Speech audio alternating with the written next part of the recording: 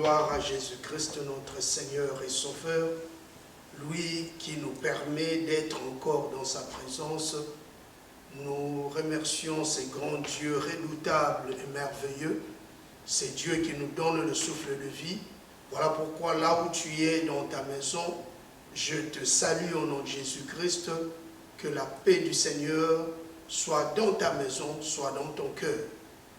Aujourd'hui, nous sommes à la 16e série de quelques attitudes d'un bon guerrier. Nous pouvons lire la parole de Dieu dans 2 Samuel chapitre 12 à partir du 26e verset jusqu'au 31e verset. Et nous allons encore lire Matthieu chapitre 5, le verset 3. Lisons au nom de Jésus-Christ. 2 Samuel chapitre 12, le verset 26e au 31e.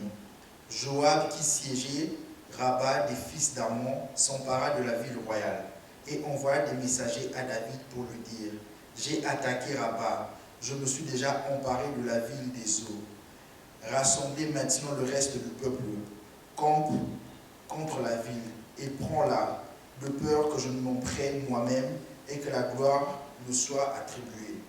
David rassembla tout le peuple et marcha sur Rabba. Il attaqua et s'en rendit maître. Il enleva la couronne de dessus la tête de son roi.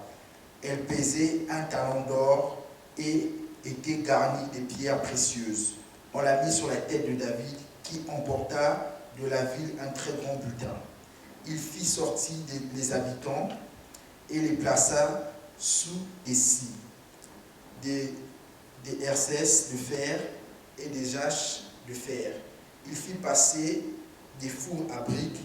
Il traita de même toutes les villes des fils d'Ammon. David retourna à Jérusalem avec tout le peuple.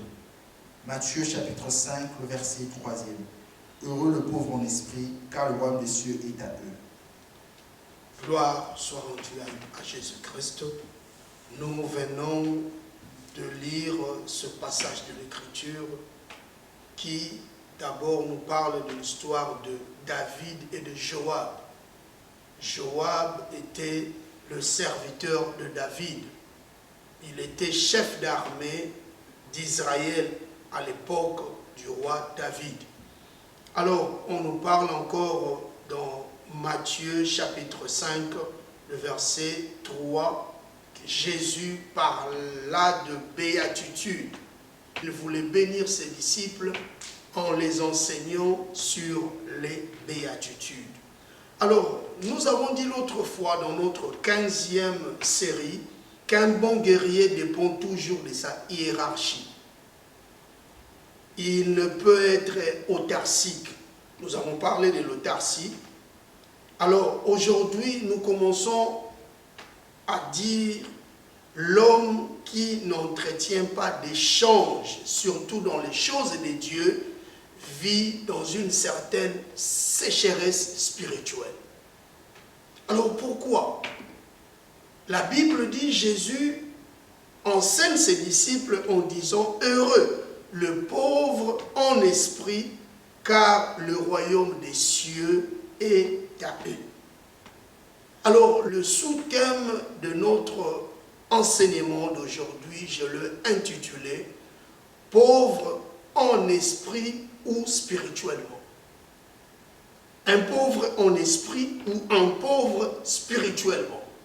Donc après cet enseignement, tu vas peut-être choisir si tu es un pauvre en esprit ou un pauvre spirituellement. Laisse-moi te dire déjà qu'un bon guerrier, surtout dans les choses de Dieu, doit être un pauvre en esprit. Alors quand Jésus parle en disant « Heureux le pauvre en esprit, car le royaume des cieux est à eux », ici le Seigneur ne parle pas des pauvres spirituellement, mais il parle des pauvres en esprit.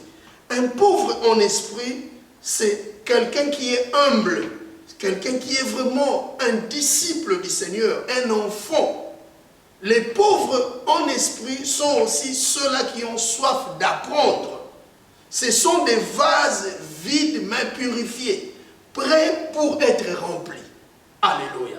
des vases qui sont prêts pour être remplis, mais qui sont purifiés. Parce qu'il y a des vases qui sont vides, mais qui ne sont pas purifiés. Alors, le Seigneur veut que nous soyons d'abord des vases vides, purifiés, prêts pour recevoir, pour être remplis. Et je te dis encore une chose, c'est lui qui fait de nous ce que nous devons normalement être. Un pauvre spirituel, c'est quelqu'un qui est aveugle, qui ne voit même pas, qui ne comprend pas les réalités spirituelles qui l'entourent. Quand tu es un pauvre spirituellement, tu ne vas pas comprendre les réalités spirituelles qui t'entourent. Alors nous parlons d'un bon guerrier. Ici, nous rentrons dans notre livre de 2 Samuel chapitre 12, qu'il parle d'une histoire que j'aime beaucoup dans la Bible. David était roi d'Israël, mais Israël devrait aller combattre le peuple de Rabat. Alors, David envoie son serviteur, le général Joab, le commandant Joab. Et Joab fut son neveu. Vous savez, dans les choses de Dieu, il n'y a pas même des relations familiales. Même si tu es en bonne relation familiale avec une personne, mais tu dois comprendre que dans les choses spirituelles, le salut est individuel. Alléluia. Voilà pourquoi vous voyez beaucoup d'exemples. Il y a même de frères de propres sang, même dans la Bible, qui s'entretuent. Il y a même un étranger qui peut t'aider plus que celui de ta famille. Il peut t'aider plus qu'un membre de la famille, ou bien un membre de la famille peut aussi t'aider plus qu'un étranger. Donc, ça dépend du cœur.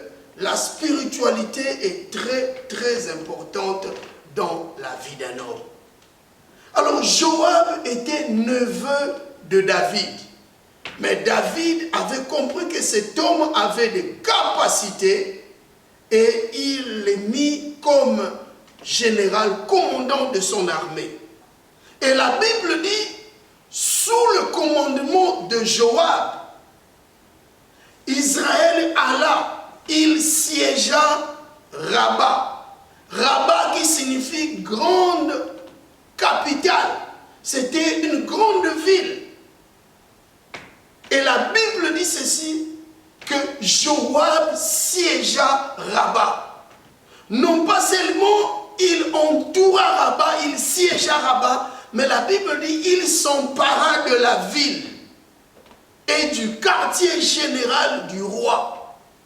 Vous savez, quand le roi est tombé, c'est tout le pays qui est tombé, surtout à l'époque.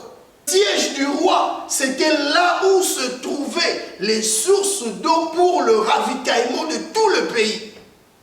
Et c'est là que Joab avait pris cette ville. La Bible dit il s'empara de la ville.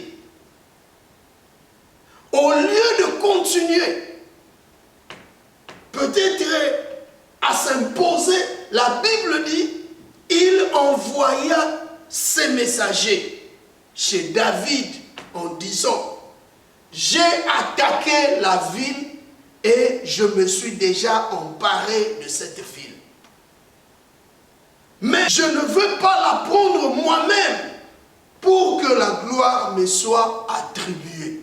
Il pouvait même s'autoproclamer roi. Un général d'armée qui prend possession d'un pays. Mais il envoie des messagers pour dire au roi, j'ai déjà attaqué la ville et je me suis déjà emparé. Je ne veux pas la prendre moi-même pour que la gloire me soit attribuée. Il envoie des messages à David en disant, viens et prends la ville. Alléluia. Joab ne voulut pas être autonome ou autarcique. Il ne égoïste. Si c'était peut-être toi, tu pouvais t'autoproclamer roi. Parce que Joab avait toutes les capacités. Joab avait toutes les possibilités. Mais il avait la reconnaissance de l'autorité que Dieu avait établie. Il y a certaines choses qu'on peut te donner comme ça, mais qui demandent vraiment des spécialistes pour décortiquer. Il savait qu'il était sous la juridiction de David. Vous savez, c'était une ville convoitée. Il y avait beaucoup de richesses là-bas. Même Israël convoitait cette ville. Même le roi David avait convoité cette ville. La preuve en est que quand il est venu pour posséder la ville, la première des choses, il enleva la couronne du roi. Cette couronne pesait un talent qui vaut au moins à peu près 40 kilos d'or. David convoitait aussi. Mais ce pays, c'est un pays exceptionnel. Mais Joab s'accapara déjà de la ville et voulut que David puisse venir la prendre. Vous imaginez, on peut te donner quelque chose. Mais si tu n'es déjà prêt de la prendre, mais si tu n'as pas la maîtrise de la chose, tu peux la perdre. Cette ville-là, c'était remplie de dieux étrangers. Alors là où il y a des choses spirituelles, il faut des hommes spirituels pour les maîtriser. Il dit non, non, je ne peux pas prendre la totalité du pays sans le roi. Vous savez, il y a beaucoup de gens qui échouent parce qu'ils ne comprennent pas l'établissement de Dieu. Ils ne comprennent pas la consécration. Autour des choses de Dieu, il y a plusieurs mystères. Il y a plusieurs mystères. Et si tu ne comprends pas, si tu n'es pas vraiment mandaté, tu risques de toucher l'interdit. Vous savez, quand Dieu t'établit, il te prépare, comme j'avais dit l'autre fois. Il t'a déjà préparé. Dieu n'établit pas en vain. Voilà pourquoi vous voyez beaucoup de gens qui font l'œuvre de Dieu, mais sans sa couverture. Parce qu'ils ne sont pas établis. Ils sont à la portée du diable. Les flèches peuvent facilement les atteindre parce qu'ils ne sont pas sous la couverture divine. Joab peut-être consciencieusement, il savait qu'il n'était pas consacré à la royauté. Il le savait. Il le savait. Il a lutté. Et il était presque à la victoire.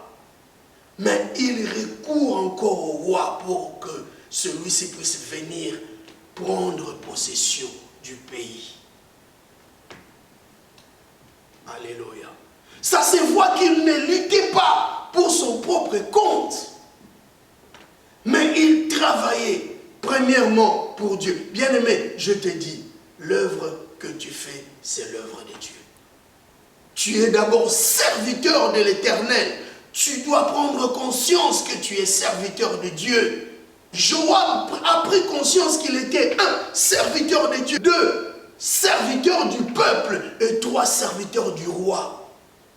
Si chacun sait qu'il sert d'abord le roi des rois, l'œuvre du Seigneur ira de l'avant.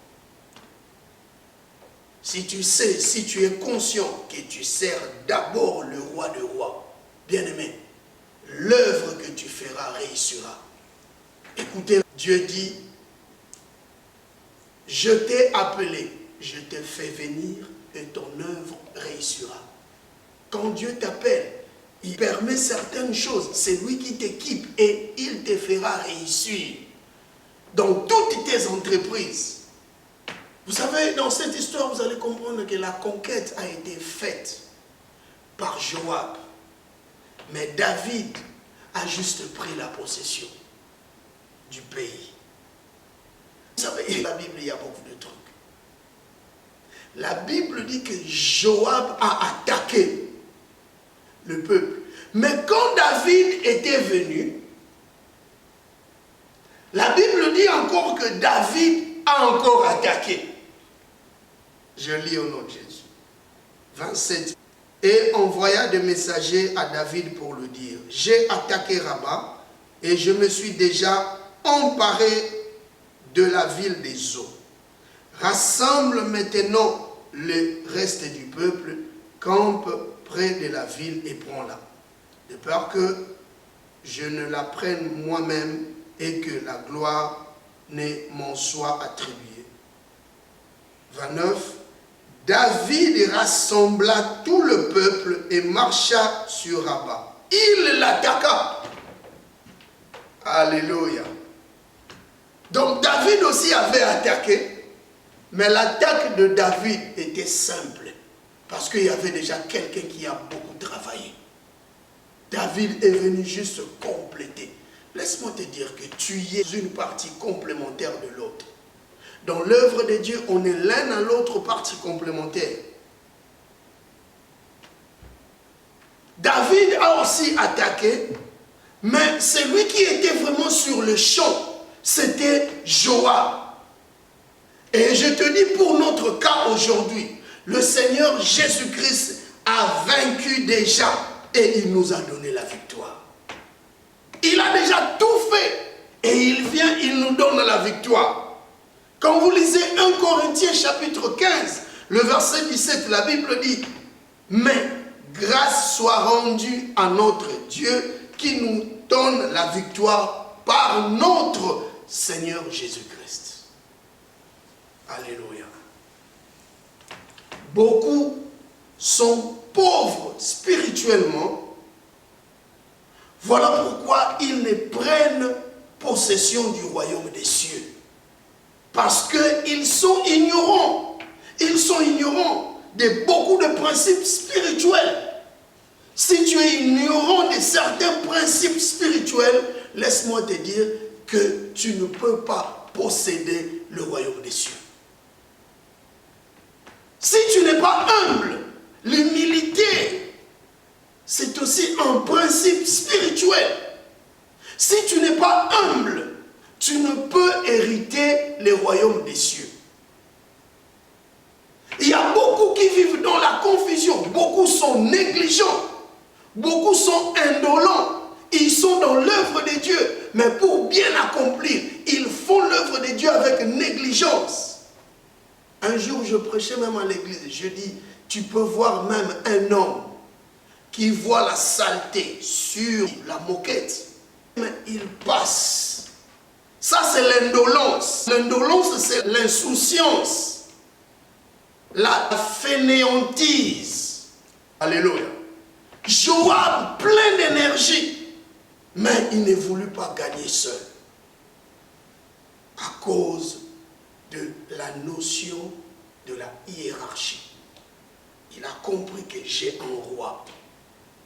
Et le roi là, c'est lui qui doit être au-dessus. La gloire doit revenir au roi. Bien-aimé, je te dis, la gloire doit revenir au Seigneur Jésus-Christ. Tu dois savoir que tu travailles pour le compte du roi de rois. Tu ne travailles pas pour ton propre compte.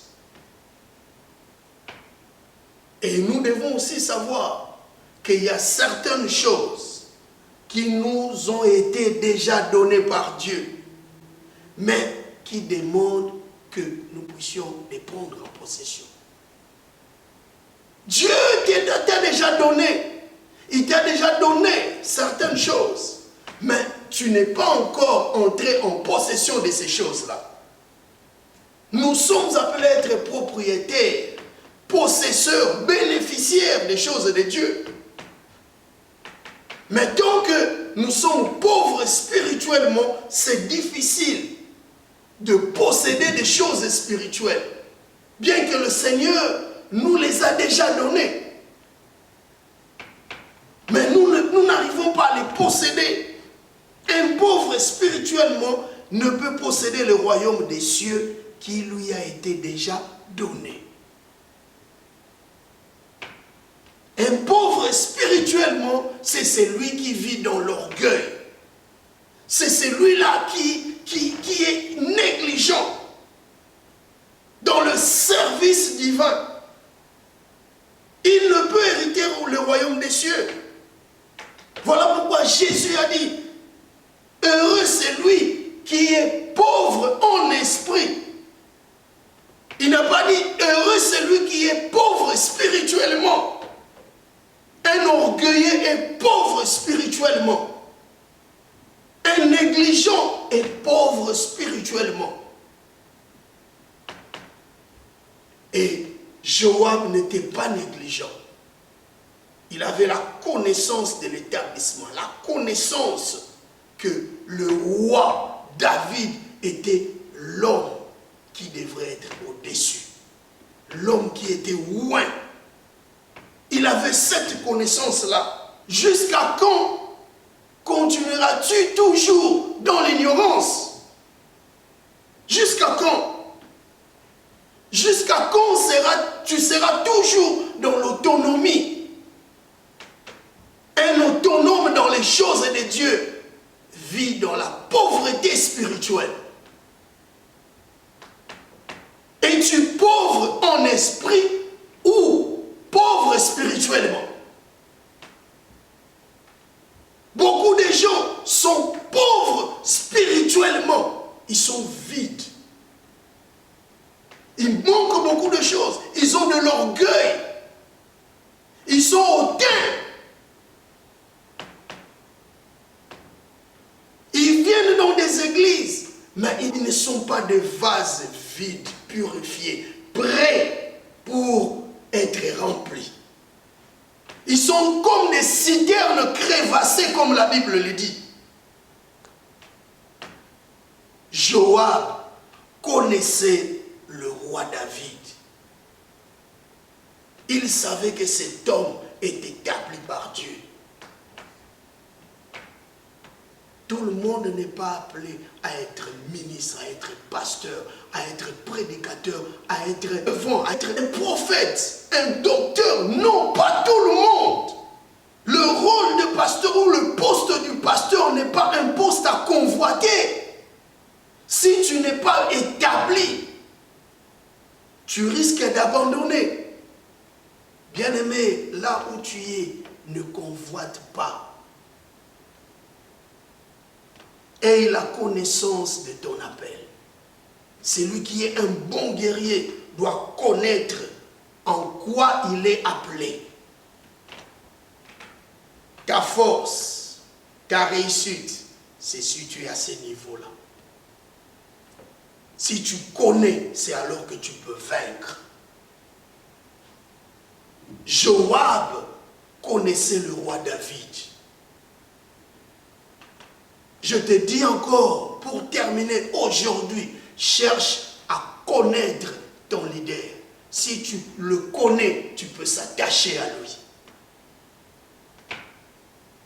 Sois riche spirituellement, c'est-à-dire pauvre en esprit et non pauvre spirituellement pour mériter la confiance de Dieu.